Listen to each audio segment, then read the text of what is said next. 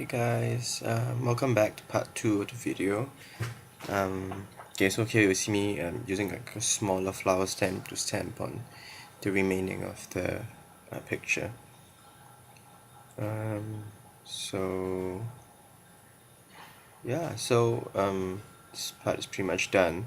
And that particular square piece that is not painted over by the tree will be replaced with a picture. So you could see a picture being put there. So there's always space for pictures, right?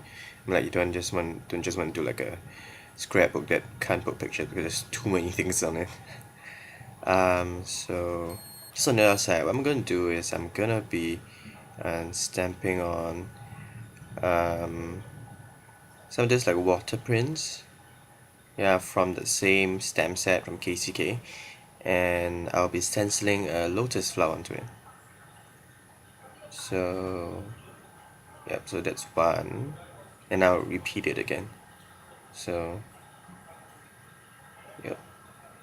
Okay, the color that I've used here is I think is from Versamagics. I think it's Ocean Depth or something. Yeah, and it creates this really vibrant blue, and it really stands out from the rest of the red that's on the background. And also, if you look at the pattern paper from the picket fence that's on this side of the album mini, you can actually see that it is actually pale blue there. So the blue doesn't really look like this alien inclusion. It's actually just like a darker shade of it. Yeah. Here you see me use a red color stamp pad, and this is how you use your stencil without a dauber. You probably need like if you're going to use a stamp pad to directly apply your image there, it has to be really quite small, or else you're going to have a lot of problems when it starts going into the other stenciled areas. Yeah, so here you see me being carefully applying the ink over the stencil. Otherwise, if your stamp pad is too big, then it's best to use a stencil dauber, or perhaps a sponge, like those that you can use for makeup. Yeah, just don't use it for makeup again. And then for the bottom part of the lotus where the leaves are, I'm gonna use green. And it's also from Versamagic. I think it's called Oasis Green or something. But yeah. And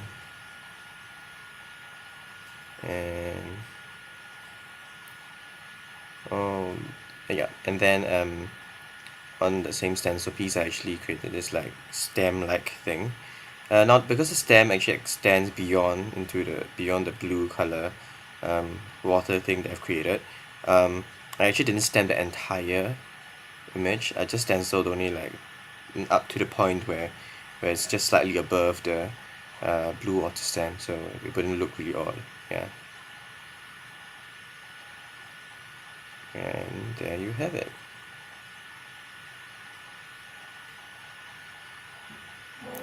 Okay.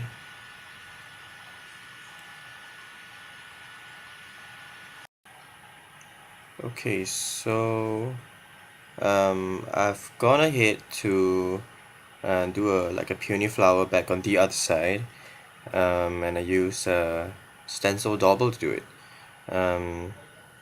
As you can see, because the stamp pad is rather big, yeah, so you can't actually use. You can just press and tie stencil over the image. It will affect the other, like the stencils around. Although the other option that you can do is to use like paper to mask it, but I probably wouldn't go through all the effort. Here I am stenciling a leaf onto the stem. Yep.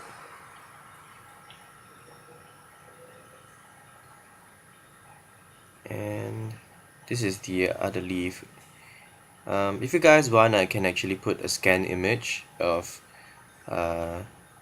this stencil I've created, and it will probably add a D box below for the second video. And there, if you want to use the image for doing stenciling, that'd be fine. Yeah, I'm okay with it. Also, well, if you aren't going to go out of your way to get the plaid uncut blank stencil, you can actually just use like acetate, um, um, like a see-through acetate plastic, and use markers to go over designs that you want, and actually cut those parts out, and that will act as your stencil as well. So that works just fine. um, Here I'm stamping on the image of a bird. That's also from the KCK stamp set. It's really nice. The details are amazing. And I'll probably be filling it in with colors later on, but over here I'm just gonna do the stamping with the black color watercolor ink pad.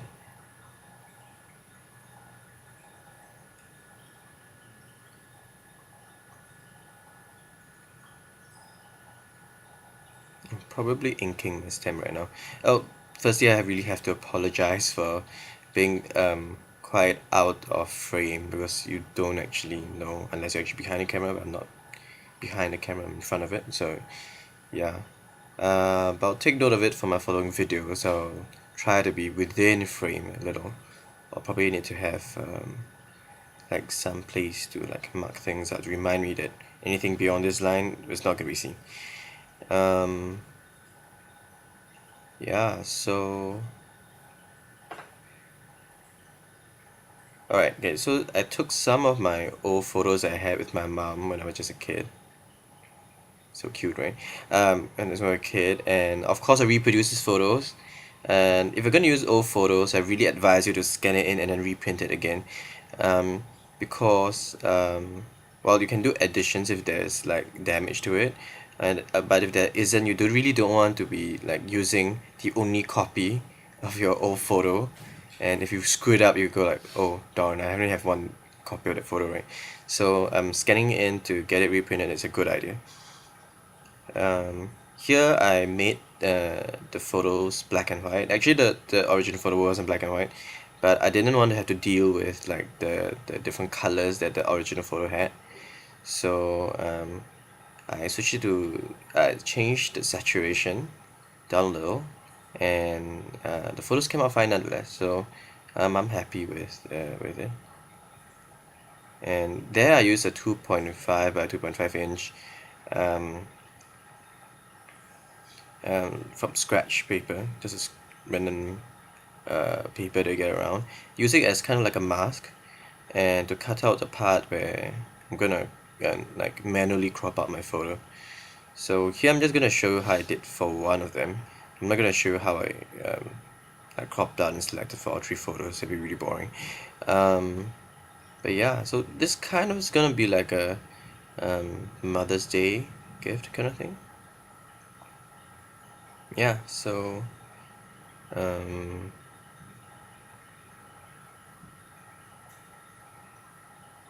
and the photos are gonna go into, I'm not sure. It's probably going to go into that, that white space um, that's beside the tree. Yeah, and you see how it actually really balances out the entire area of the tree there. So you see me using glue tape and sucking it on. Yeah. Oh, by the way, this glue tape is also from KCK. They also produce their own glue tape. It's really good though. Yeah.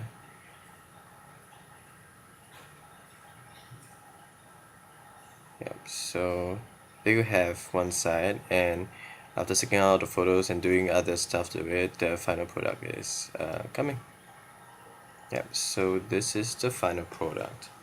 So what I did is I stamped the image over the cover, and I stuck the cover down onto those two blank sides that I didn't fill up in the base. So those became the cover. I eyeballed and punched two holes on the sides, and did a ribbon across the thing to hold the thing together. So, and I did some false stitching dotted lines. That's with the brown color. I can't remember what this brown called. Of the American Craft stamp markers. Yeah. just to give it like more of a solid kind of, I don't just make things look more finished. Okay, so here for my bird image, I actually painted open inverted close of commas, painted in the colors from the stamp markers from American Crafts. The colors I used will be down the D box.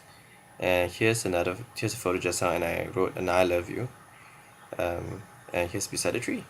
So this is pretty much done for the first side. Over on the other two corners, which you will see later. Oh yeah, and this is the tree. You really see how it really comes out. Every time you stamp it, will be just a little different because it'll never be exactly the same. So that's kind of cool. Yeah, and over here you see me do something like more like a distressed look. Okay, the reason for this was initially I wanted to put like white pearls on it, but I realized it didn't work out. So I had to, like cover up for the mistake. So yeah, so I wish I didn't do anything to it. It looked cleaner, but well. Here I also used the Maya Road stamp set, and I stamped over some of the basic grey basics paper, and I cut them out, and those became like this journaling tags, journaling spots. And here is the water-like stamp thing from the Chinese, Japanese looking stamp set. That was really cool. And here's the lotus flower. Okay, and this is from Maya Road, I think. And this is the stamps from Be a Memory Keeper's filigree. And this is what I wrote, like, Mom, always loving, always cooking, always knows best. So yeah, here's the mini. I think this mini is really fun. If you want to have more pages, you can always continue adding more and more. And I think it's a really good, simple gift for people's birthday in a rush. I probably took like a couple of hours to do this. It didn't take too long. But yeah, so thank you for watching. If you have any questions, let me know. Just put it in the comments box down below. And yeah, so here's the Asian themed Origami Folder album, and I hope you enjoyed it. Bye.